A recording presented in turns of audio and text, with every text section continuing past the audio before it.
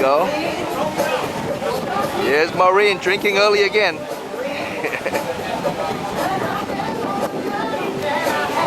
All right.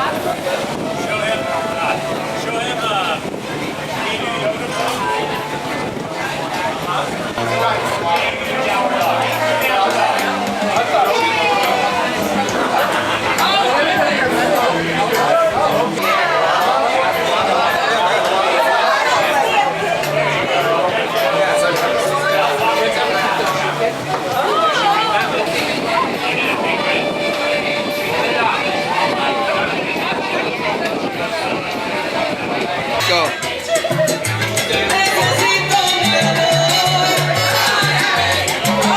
Whoa!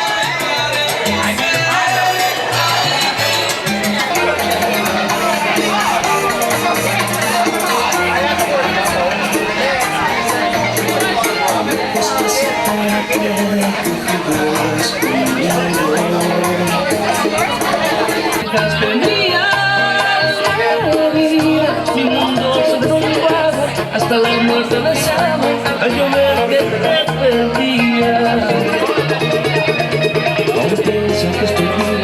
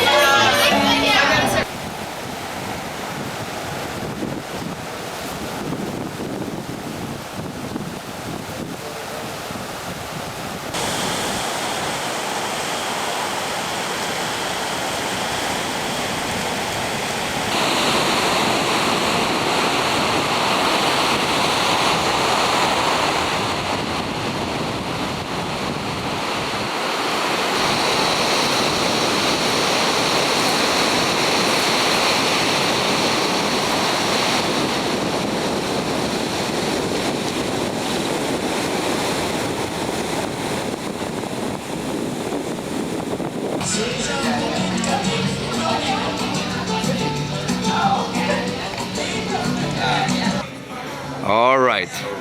You guys ready? Yeah. Ready. Yeah. Yeah. It's less than 24 hours now. Did you bring any scotch? That's what I wanted. That's what I wanted. Mateo and John, they would do up to each other, but now Mateo was real bros, and the parents still live next to each other.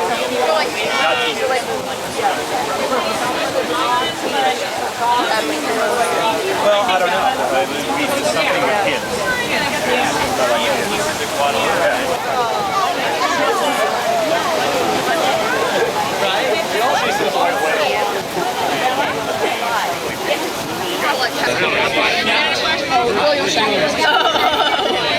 That makes sense. To those who know it, yes, they call him.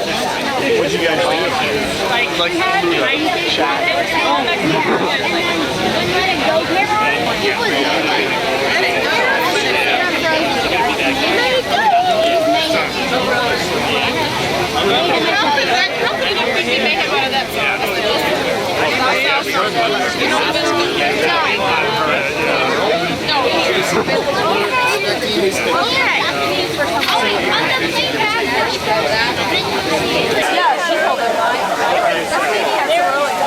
Totally scary. You can tell when you guys are sure that. Totally covered.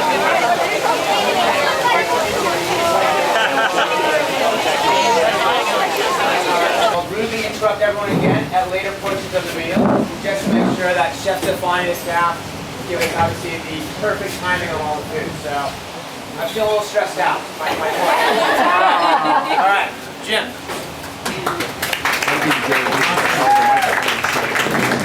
I'm Jim Hughes. I'm John's dad. I'd like to welcome all of you. We've come a long way. We've made it despite broken ribs, and ant bites, and broken ribs. Well, here. One of the things that I recall best about John growing up was we played a lot of baseball. I coached John's teams all the way from the time he was 5 years old till he was probably 16, 17 years old. And we did a lot of baseball kind of activities. Played a game in our backyard. We had a triangular backyard that John would stand on one side of the yard and I would throw the ball and he would dive for it and try to make a great grab. In fact, the game was called Great Grab. And he'd do this for like a half hour to 45 minutes. And he'd sweaty and hot and crash stained, and I hope we had a good time. One of the things we did most of all is play catch. I'm going to equate playing catch with having a good marriage, a good relationship. You're probably thinking there's no similarity between the two, but you're wrong. There is. A game of catch, a good game of catch, is kind of a symbiotic game. In other words, you're trying to help the other person be catch. You're getting your arm loose, you're throwing the target, you're improving your game. It's not a competition. It's something that it's a mutual betterment of the two throwers, or in the case of a marriage, two people who are being married. Once in a while, John and I would make some bad throws. As you know, John and me, we tend to run a little hot with one ball. But the other person always said, "Hey, big deal. You made a bad throw, so just hit the ball and pick it up and just start throwing again." It's like in a marriage. You make bad throws. Sometimes you make something you think that you wish you could do again, do over, back. But you just have to get past that and go on with what you realize. Finally, and this is a little esoteric, but when you hold a baseball in your hand,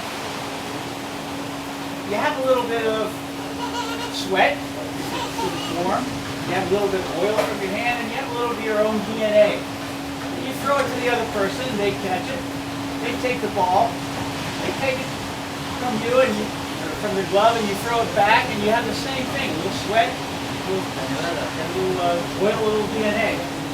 So basically what I'm saying, I'm kind of straining this metaphor here, but what I'm trying to say is you give a little of yourself every time you throw a baseball. Every time you play a game of catch, you give a little of yourself to the other person who's you're throwing it. It's something in marriage.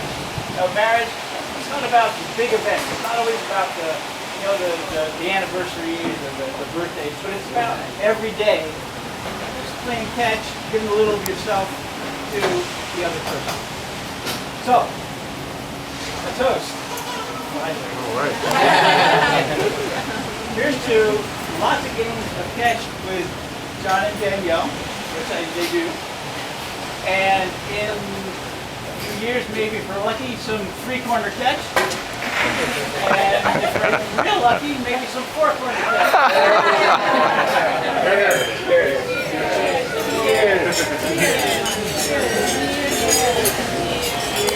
You know, John and I grew up next door to one another, so great grabs. I'll use that in tomorrow's speech myself. Next up is Laura, Danielle's cousin. Come on up, Laura. Introduce me. I am Danielle's cousin. Third cousin, very distant. We grew up like very, very close cousins. So my first memory of Danielle was when their family decided to build a house on the hill where I used to sled. So the first memory was not a happy one. I was mostly just angry that they had taken over my sledding hill. Then I found out that there were 3 children moving in. Sorry, Sean, you were too young. They were right around my age, so then I was a mom. So I finally had, friends to play with. So most of our childhood was spent on tire swings, on the Melvin tree. Jackie singing beautiful lyrics from trees. Ask for that later. Lots of fun to be had, but a majority of our time was always spent around sports. So we always played wiffle ball, basketball, cutting or chipping contests. Pretty much any sporting equipment we could get our hands on, that's what we were doing. Bike riding, our own little gang around, Fielding Street. We weren't very tough, we pretended to be. Sort of moving on from there, I went to a different high school than Jackie went to, and Danielle followed me 2 years later. So then I sort of became like the older sister, the protector. Again, we were playing sports together, playing softball, basketball, sort of highlighted for a year. I was awful, Danielle was actually good. And then sort of made sure that she was taken care of on the field hockey pitch and things like that. We also had some wonderful rides to school together every single morning, where I forced Danielle to listen to things like Rough Riders and DMX and Notorious B.I.G. It was a slightly ghetto time in my life, but we all enjoyed it. Danielle is, wiser to probably things she didn't want to know at that point in her life. But anyways, throughout high school, Danielle was the braces, awkward sort of person.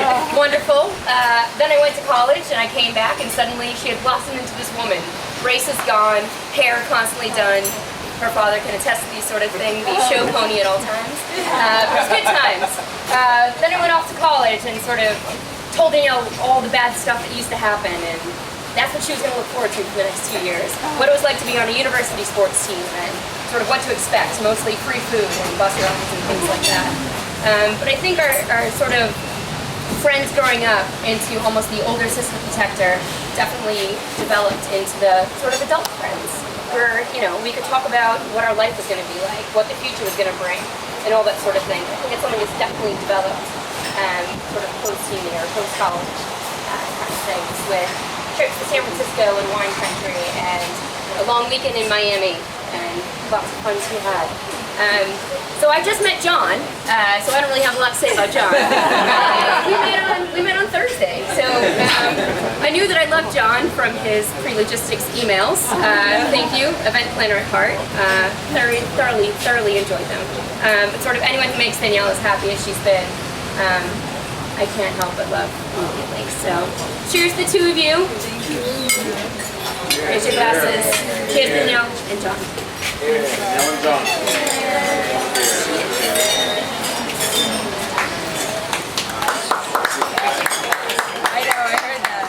For 2 reasons. Number one, if anyone has seen John and Danielle play catch, it's clear who's the better baseball player. Danielle. Well, number two is the first time rumors started circulating at the company that there was something going on was when they were seen playing catch off in the corner at the Victorian Group picnic last summer. But I have had the pleasure of seeing John and Danielle literally, well, mostly pleasure for John, always pleasure for Danielle, literally every day for the past 7 or 8 years. And as I was thinking about what I was going to say, I was thinking about, well, what are some of the key traits they share?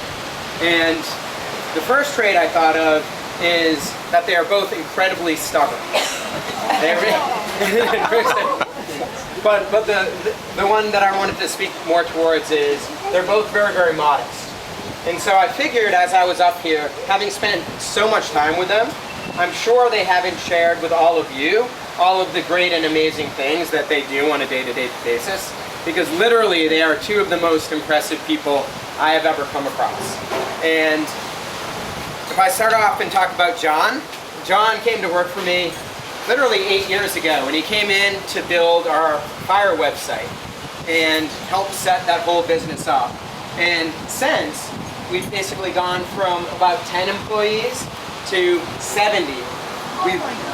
We have built an awesome, literally an awesome company. We were yeah, no, it's very, very impressive, yeah.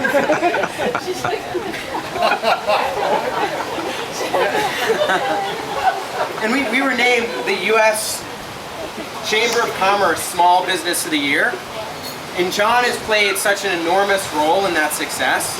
And he's been a leader at the company. He's helped define who we are as a company. And I wanted to throw out just a couple of the stats that indicate the extent to which he's had an impact. And so for those of you who don't know our company that well, we run a set of websites for police officers, firefighters, paramedics, and most recently, military. And so John is responsible for every piece of content that we post.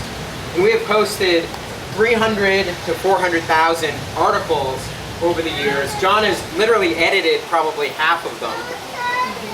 He's responsible for our entire editorial strategy.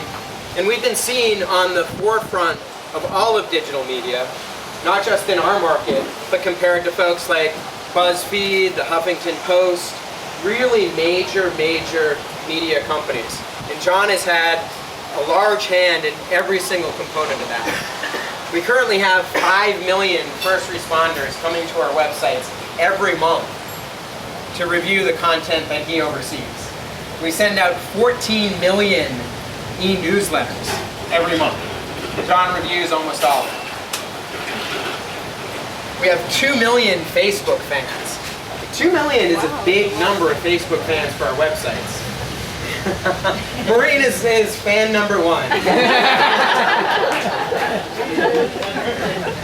But I think what's most impactful is that the work that John has done has literally saved the lives of hundreds of first responders. And we're providing information that keeps these guys and gals safe, better informed, more likely to come home to their families. And John has led the way since day one in doing that, and it's been very impactful. So John, thank you. Thank you.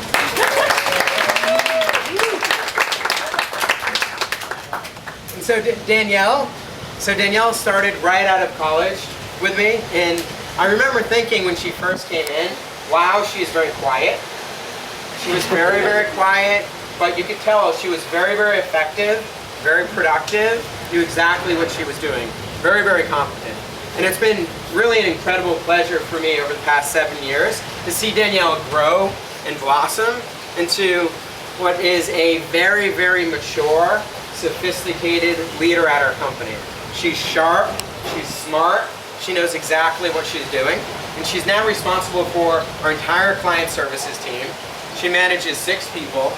She's responsible for $5 million in annual recurring revenue and making sure 500 clients are well taken care of and happy.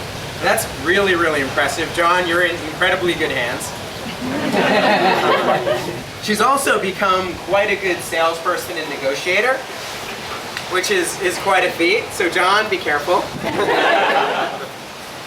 But as I step back and think about it, one of my firm beliefs is that really good things happen to really good people. And this is the perfect example. So when John came to me and said, hey Alex, I had something really serious to talk to you about. John and I are dating. Notwithstanding the fact that she was his direct report at the time, I kind of stepped back and said, they are great people. And this is a really good thing. And I've seen literally hundreds of people come through our company, and they are 2 of the best. So on behalf of everyone at the company who can't be here, but really care about you guys, I wanted to wish you the best of luck and congratulations. Cheers, everyone raise a toast. These guys are the best. John and Danielle. Cheers. Eye contact.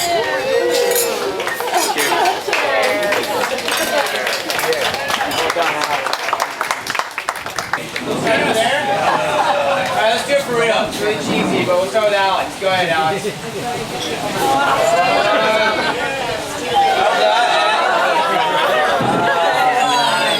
Emmy, you want to start one, Emmy? Come on, Emmy. Wow,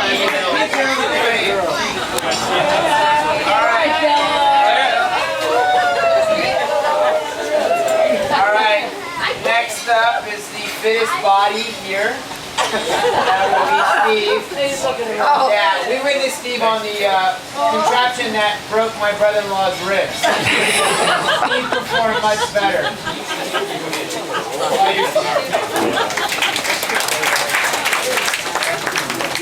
All right, for those who don't know me, I'm Danielle's oldest sibling, older brother.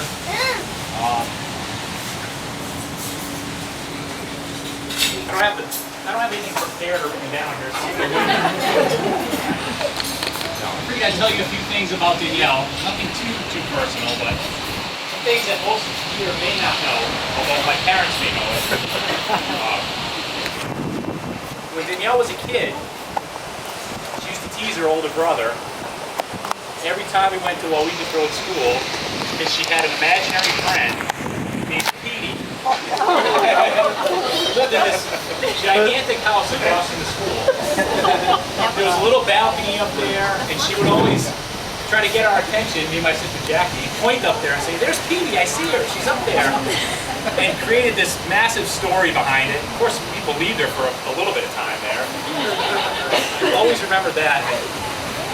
So every time I drive by that house now, I still think Petey's up in that picture window, like looking out, checking me out. Another thing about Danielle, John, you may know this, especially if you're taking a trip with her. When we were kids, we had this massive van. And it reminded me of the van we drove here in that Emily's driving around now. And it was red, it was maybe three-tone. It had a gray middle to it, a big ladder on the back. And we would pile in to go to York Beach as kids. And you'd say, well, it's about I don't know, hour and 45, 2-hour trip to York Beach. Without Danielle. She would have to go to the bathroom maybe every 20 minutes to get out of the state. And scream for Dad to pull over. So, I don't know if you've experienced that, John, but she would make us stop all the time. Yeah. I just thought of some little quirks that some interesting stuff about you. That would get a kick out of. John, I met you in the, I want to say summer or fall. And your family, your friends, you've got a great group of friends, amazing family, they get along great with our family. Happy to have you as a brother-in-law tomorrow, or kind of look at you as that way now.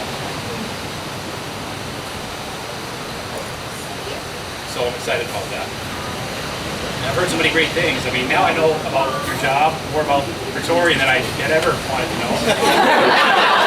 I can't imagine. I'm afraid to send you an email now because you may do some editing and change some of my I'm afraid grammatically to send you anything. Yeah, I'm gonna have to make sure F7's right at my key hand here. Yeah, happy to be here. Happy for my young sister. You guys are great together. I wish you the best in the future.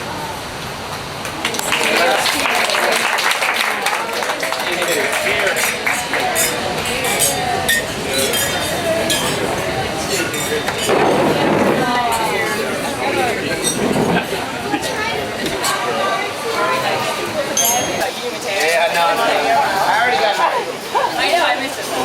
Alright, well, I'm Shannon. I'm John's little sister, and of course I'm last, no pressure here at all. But I've had the privilege, and it has been a privilege, of growing up with John. We've grown up together, and we've gone through all of the changes in life together, and it's been really fun to watch him grow over the years. I remember when he was a little kid being really into, Spider-Man and Superman and Batman, and yes, we have home videos to prove all of that. Danielle will show those to you sometime. But yeah, I mean, and then there was the obligatory torturing of the little sister, which has to happen. But despite all the torture, I don't know if he knows how much I really did look up to him over all these years. I went to go see all of his baseball games when he was pitching, but apparently you would be able to just pitch him right out of the ballpark, so I found that out tonight. I even adopted his musical tastes, Pearl Jam, U2, Guns N' Roses, I mean, come on. Yeah, absolutely, and he was just a really, really great older brother. And then I even followed him to college. I went to the same college that he did. We both went to Cal Poly, and we became friends. And I remember back in, I think I was in middle school, and once I got into high school, I was officially cool enough to be considered his friend. And that was really cool for me, because I always looked up to him. And actually, all these guys here... Yeah. Hey, you just took my joke! Oh my god! No, really though. I mean, all of his friends really did it. They embraced me into their social circle, and I definitely think it had a lot to do with the fact that I had a bunch of hot friends. For sure, I mean, no doubt. But I mean, you know, and now here we are tonight, and we're here celebrating the most exciting night and, you know, occasion of your life. And Danielle, I just cannot tell you that as I've seen him, you know, grow over the years, I have never seen him so genuinely content and just brimming with love. And I know that it's because of you. You bring out just the absolute best in him. And so I'm really excited for you guys, and I'm excited to be a part of this journey that you guys are taking together. I'm glad I live close enough to be a part of it, that you guys have come, so I'll come down and visit when you have kids. Definitely will. But Danielle, I'm also really excited to have you as my sister. You know, you're a witty, adorable, warm, loving person, and I've never had a sister, and I'm really excited to have one, and here's to you guys. Yeah, it was a great day. Thank you.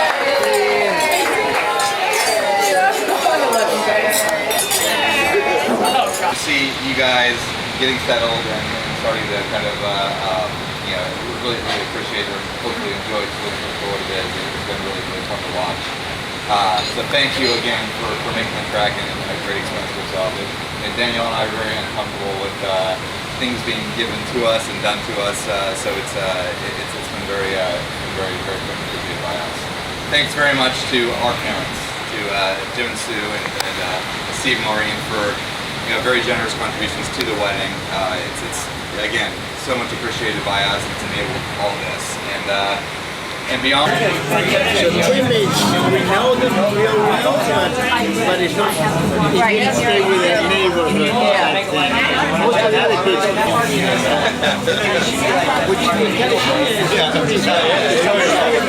Very much. I mean, because we're no idea.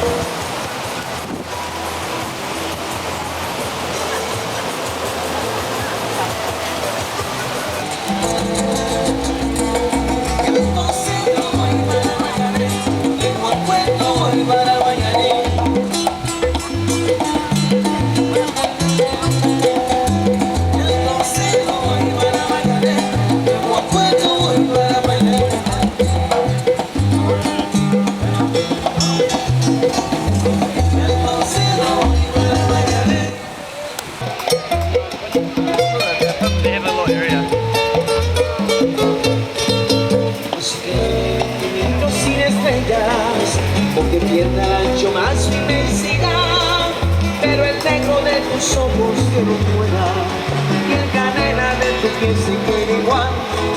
Si perdiera el arcoíris y su belleza, o las flores su perfume y su color, no sería tan inmensa mi tristeza como aquella de que era mi sin tu amor. Me importas poquito, solamente tú.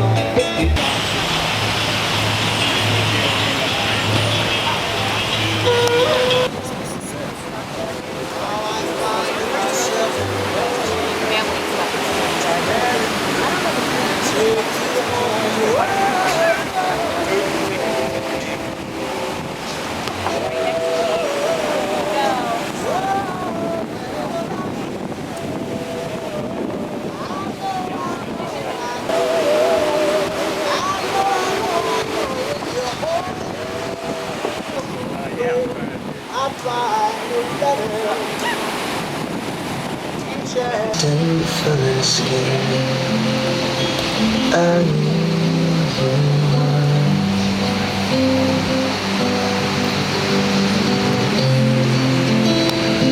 God, the sun the windows.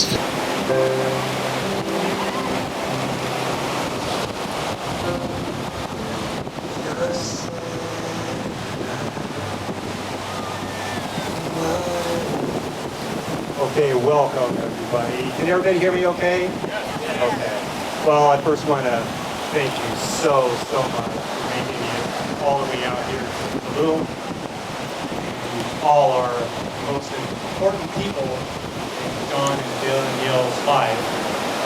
And I think that probably none of us expected to have to put life and limb at risk to get through the gauntlet of speed bumps. But I think we all made it relatively in good health, although I think a couple cars took some major hits, but thanks again for coming so much.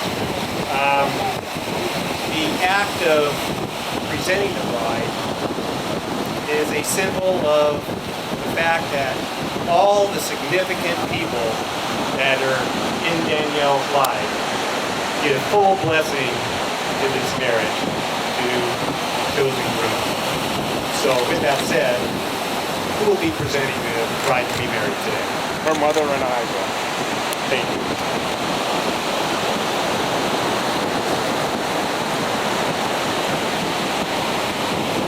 Steve, you may sit down.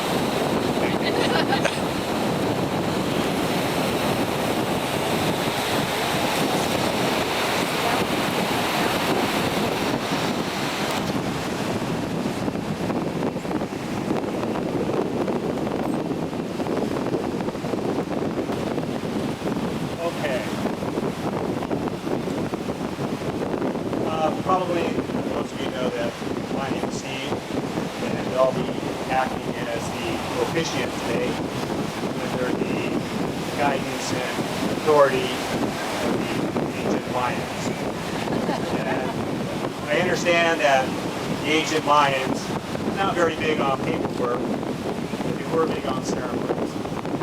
And although we may have a little shortcoming authority here, we're going to make up with that. We're going to make that up with feeling and heart. Because at the end of the day, a piece of paper can't deliver that. But we can and will. Because that's what's going to create memories. That's what's going to be meaningful. And that's what's going to be memorable. So that's what we're going to accomplish here today. As most of you know, I'm really just John's uncle. Rich uncle, which is why I can afford to be here today. But it's such a pleasure for me to get to participate. And I want to share a little bit of what my participation in this ceremony means to me. John and I actually are starting to develop quite a family history of weddings, in that the last wedding that I participated in was his parents. And that wedding almost ended in disaster. In fact, it almost didn't even get off the ground. Why? Because somebody had the great idea of holding the bachelor party the night before the wedding. So suffice to say, it was touch and go, but the bride rolled with it. She was a really good sport about it. Okay, maybe not so much. But the point being, I was in the wedding. And years later, at my wedding, John was my best man. And if I do the math right, he was probably about 12 years old. And, you know, I remember after he gave his toast, I thought then, I remember thinking this over and over throughout the years, so, gosh, I wish I had my act together like he does at his age. So, always wanted to mentor him, or at least get an opportunity, but I've never had that opportunity, but that might change today. I've never had the opportunity because John shares a couple of traits, good traits, with his father. In that he is genuinely one of the nicest, most top shelf guys I've ever met. John, I cherish your friendship.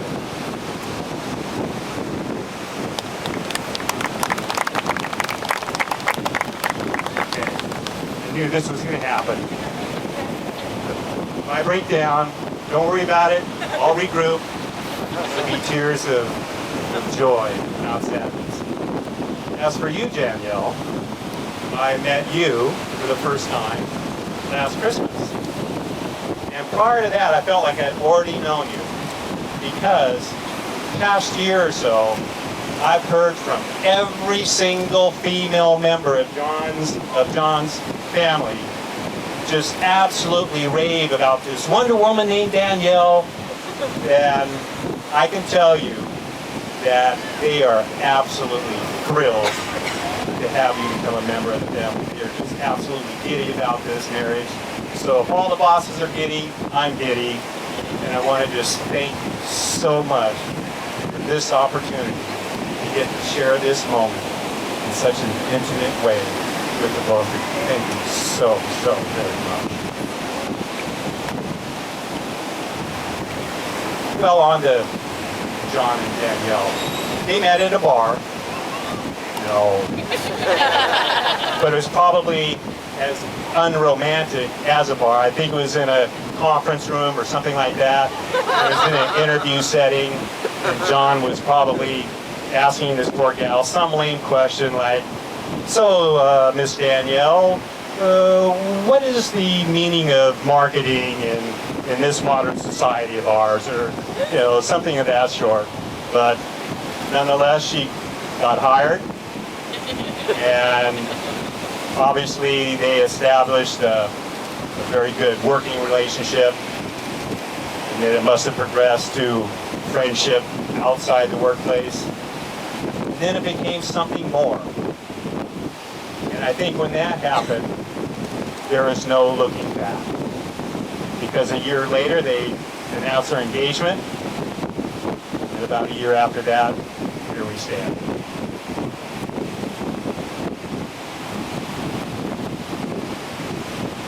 As with any two people, there must be some areas where the both of you are utterly and completely different. But there also, on the other hand, must be some key areas where you share commonality and the sameness of perspective, and I believe that exists in your approach to marriage and what it means and the high standard that you hold. This is typically the part where the officiant waxes poetic about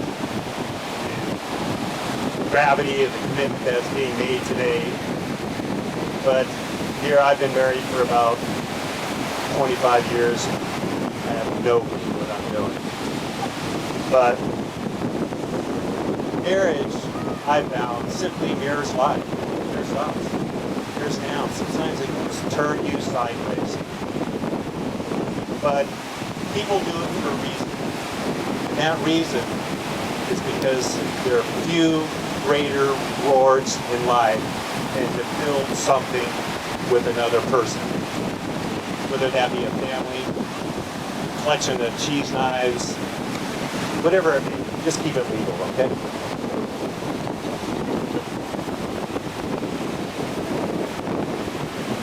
I think that those who thrive in marriage are those who enter it with open eyes and an adult understanding of what it represents and requires.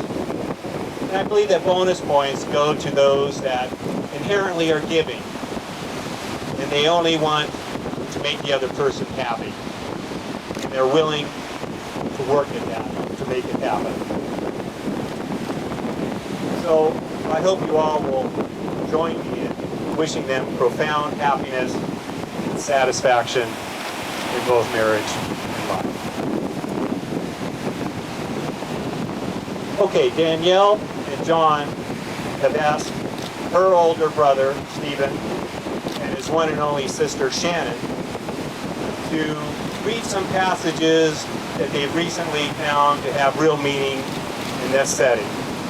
So I'd first like to ask Stephen to come on up and read a passage from The Proposal, from When Harry Met Sally by Nora Ephron.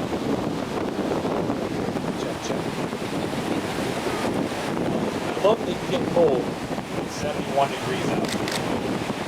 I love that it takes you an hour and a half to order a sandwich. I love that you get a little crinkle above your nose when you're looking at me like nuts. I love that after I spend the day with you, I can still smell your perfume on my clothes. And I love that you are the last person I want to talk to before I go to sleep at night. It's not because I'm lonely. It's not because it's New Year's Eve. I came here tonight because when you realize you want to spend the rest of your life with somebody, you want the rest of your life to start as soon as possible. Thank you, Steve. You may be seated. Thank you. Now if I can ask Shannon to come on up, and she'll be reading a passage from He's Not Perfect by Bob Marley.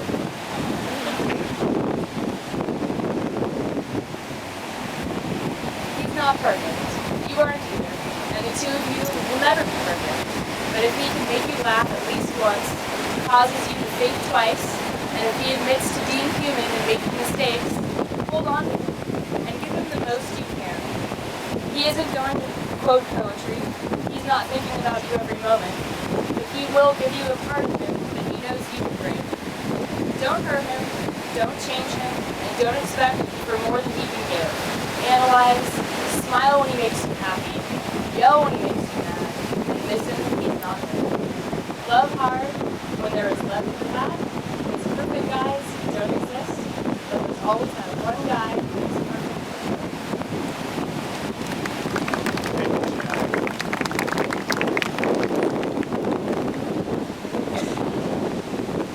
Well, hopefully all of you have already kind of filled out these little notes and put it in the bottle that we're bringing up here shortly. That contains your wishes, hopes, and dreams for both John and Danielle as they enter into marriage. This bottle represents, well, I wish I dreamed a genie would be jumping right out of this. That would be a boyhood fantasy of mine. But I think we just got a bottle here. But it contains a lot of beautiful sentiments from everyone, as well as a little bit of sand and pebbles from this beautiful beach. And Danielle and John have written their own letters of wishes for each other as they proceed into marriage. And they will now place those letters into the bottle.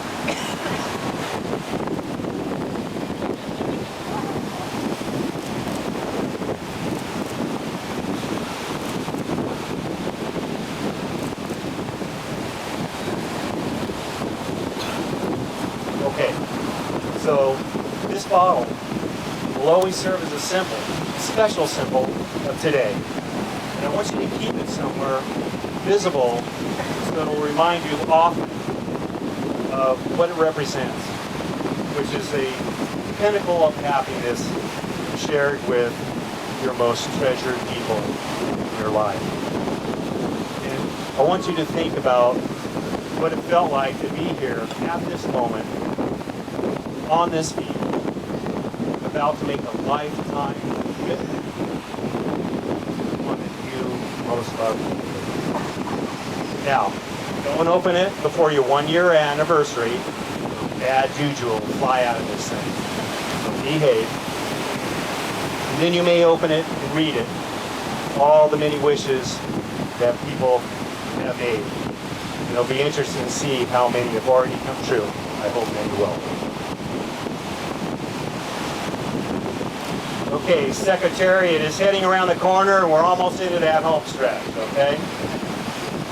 So I want to take one last opportunity to leave John and Danielle with a few pieces of, well, sage wisdom about marriage. John, this is the mentoring part, so perk up and pay attention, all right? Be friends. Sometimes you'll need to return to that safety and security of that friendship. And remember, that friendship is what brought you here today. Number two,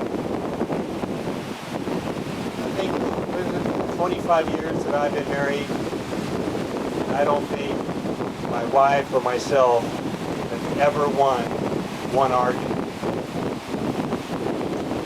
Okay, maybe my wife has a couple times, but the point being is talking is a good thing, arguing not so much.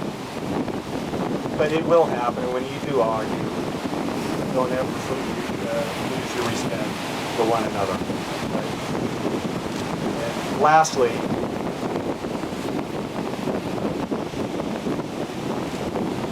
all sincerity. If you take this friendship, this partnership that you're creating, this unconditional love, this commitment, you put it all together and you put it above everything else.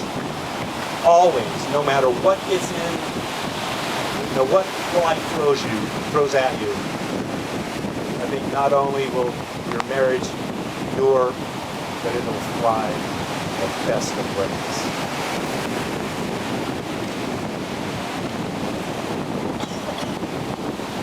There's an exchange of vows. Okay, so we've reached the exchange of wedding vows, which Danielle and John have written, which I'll read. And please view these vows as promises to one another, and consider them literally as you proceed into marriage. And after these vows are exchanged, you will be able to say, John, this is my wife. This is my husband. So, John, please repeat after me.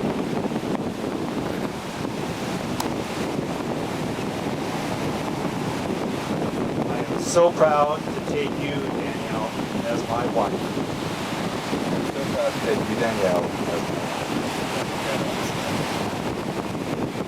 I vow to travel to the ends of earth with you and get lost on a remote beach, maybe now and then. I would travel to the ends of the earth with you and maybe also remote I promise to run the 15th Street steps with you, sometimes even without complaints. I promise to run the 15th Street steps with you, sometimes even without I will always trust, value your opinions, and will support you fiercely in whatever you pursue. I'll always trust and value your opinions and support you fiercely. I will ask you for help when I need it, offer it to you always.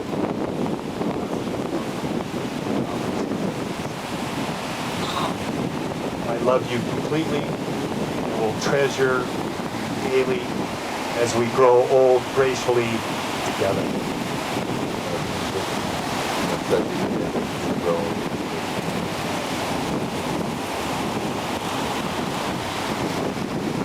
And now you, Danielle.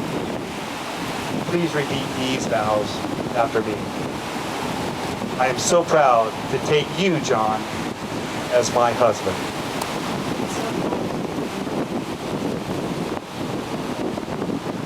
I vow to travel to the ends of earth with you and get lost at a remote beach now and then.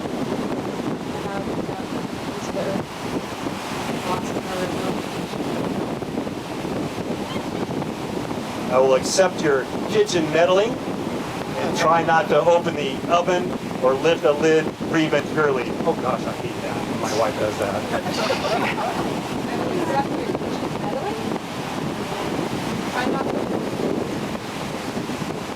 and I will always trust and value your opinions and support you fiercely in whatever you pursue. I will always trust and value Whatever you pursue. whatever you pursue. I will ask for your help when I need it and offer it help to you always. I will ask you.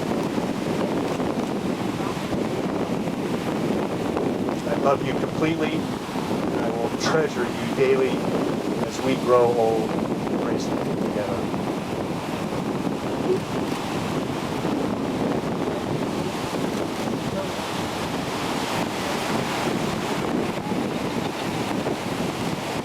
May I have the rings?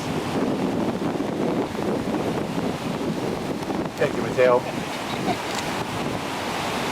We will now seal your vows with these hands of marriage. And these rings are a symbol of that commitment that the both of you are making today in the unconditional love for one another. They will serve as constant reminders of their vows today. John, please place the ring on Danielle's left hand.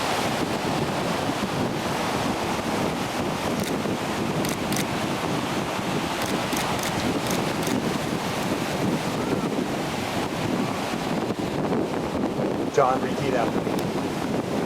Danielle, I give you this ring, a symbol of my love for you.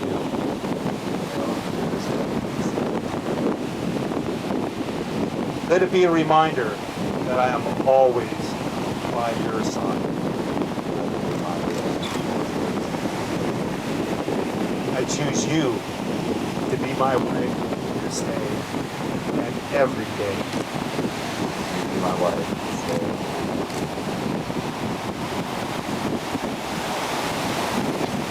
Danielle, place this ring on John's left hand.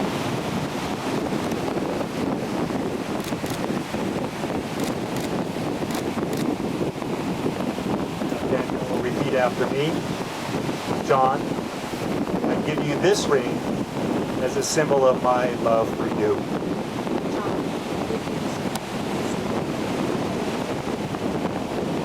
Let it be a reminder that I will always be by your side.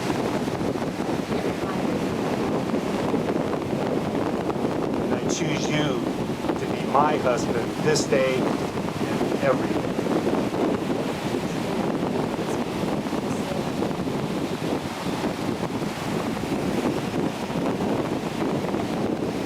These rings now symbolize your marriage bond.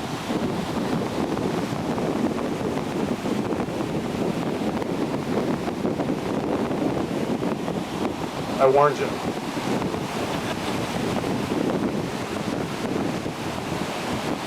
Let their meaning sink into your heart and bind your lives together forever. To the both of you, may you grow old together. Oh, marriage will do that quicker than you want. I want you to love each other every day and be there for each other in both sickness and in health, and in both good times and trying times. And above all, may life be kind to you in all ways. It is now, with the blessings of the ancient Mayans and the heartfelt, collected goodwill from all of us here, that I have the privilege of presenting you as husband and wife. John, you may kiss the bride, if you want.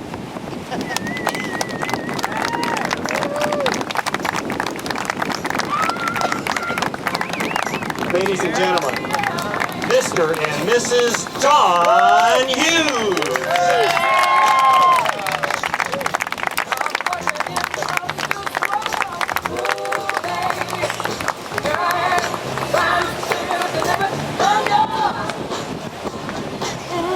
Okay, folks, I need a drink. Let's go party.